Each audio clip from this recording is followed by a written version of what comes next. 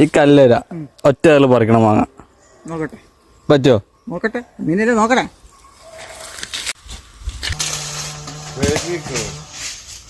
പറിക്കെടുക്കോ? നേരത്തെ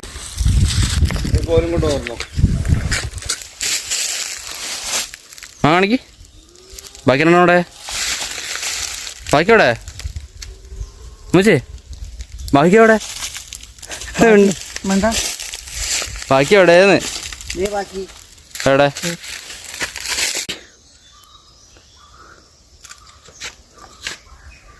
ടേസ്റ്റ് ഉണ്ടോ?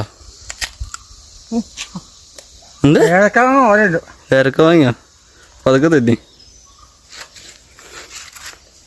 കഴിക്ക്.